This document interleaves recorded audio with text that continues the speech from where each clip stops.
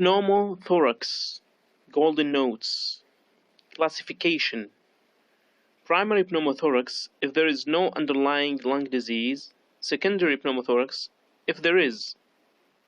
Clinical features include sudden onset of chest pain, sometimes radiating to the shoulder.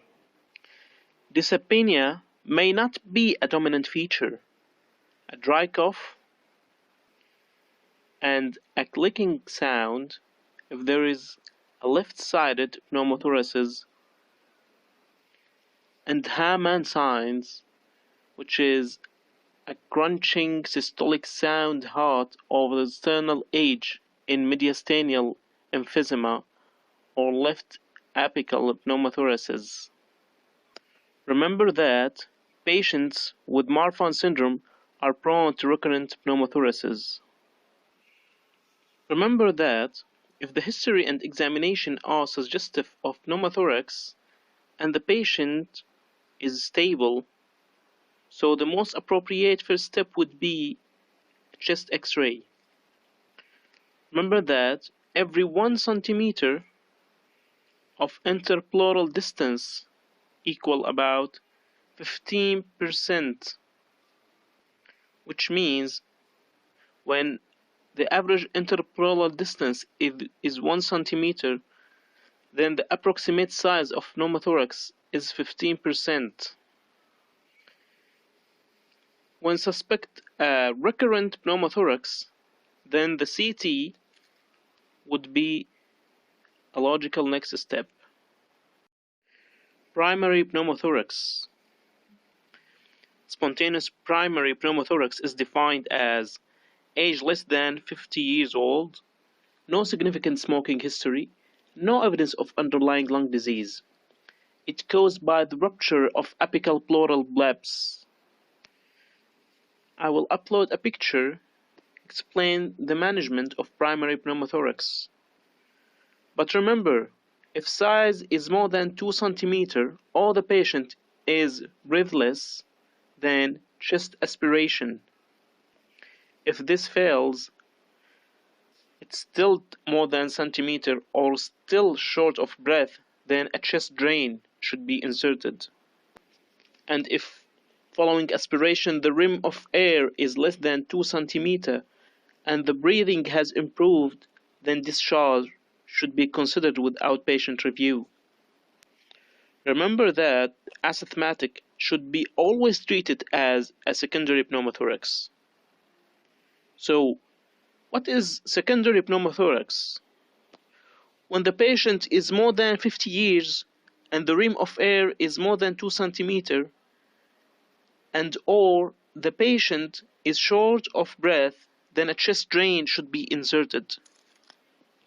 Remember that high flow oxygen should be given in all cases of pneumothorax as it facilitates reabsorption of the pleural air, which is predominantly composed of nitrogen. Remember also, if the patient is very dyspneic, a drain should be inserted even though the pneumothorax is small, less than 2 cm. And all patients should be advised to avoid smoking to reduce the risk of further episodes. We'll talk about tension pneumothorax. It's usually seen in patients receiving mechanical ventilation or post-CPR. Patient is usually distressed and tachypneic with cyanosis, profuse sweating, and marked tachycardia and hypotension, and this requires immediate attention. The management: you shouldn't leave the patient unattended. We give maximal inspired oxygen to reverse hypoxia. We insert an 18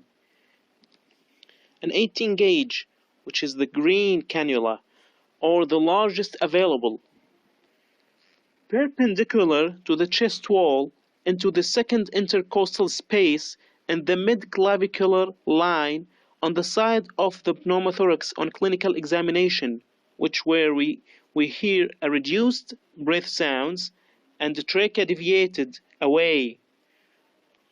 The relief should be almost immediate. We leave the cannula in place until the air ceases to rush out. we insert a chest drain as soon as possible.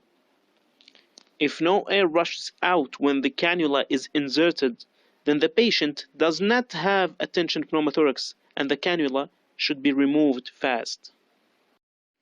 Now we will talk about pleural effusion. We first divide it into exudate and transudate. Exudate, for example, infection, connective tissue disease, neoplasia, pancreatitis, pulmonary embolism, Dressler syndromes, and yellow nail syndrome. In exudate, the protein is more than 30 grams per liter.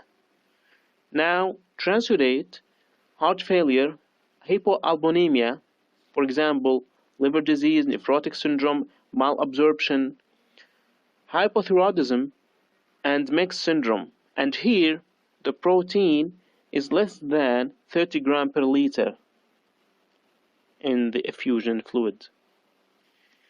A posterior anterior chest X-ray should be performed in all patients.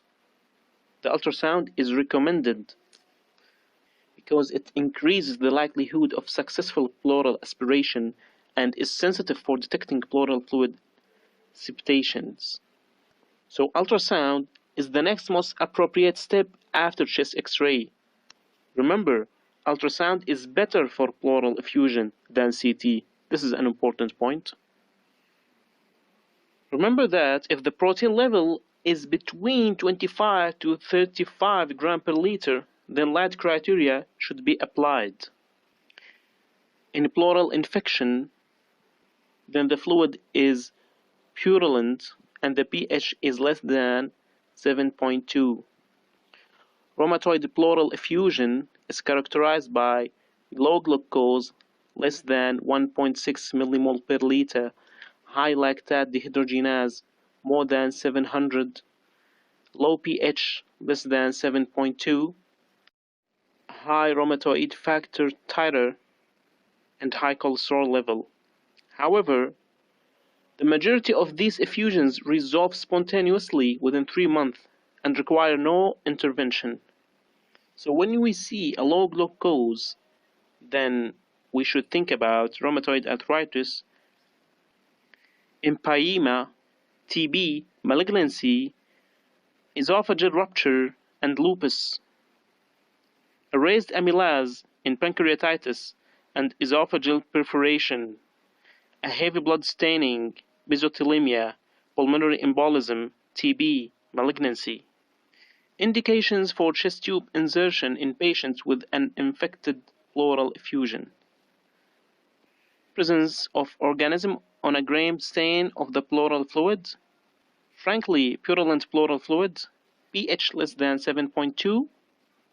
In the setting of an infected pleural effusion, loculated pleural effusion, and poor clinical progress despite antibiotic treatment.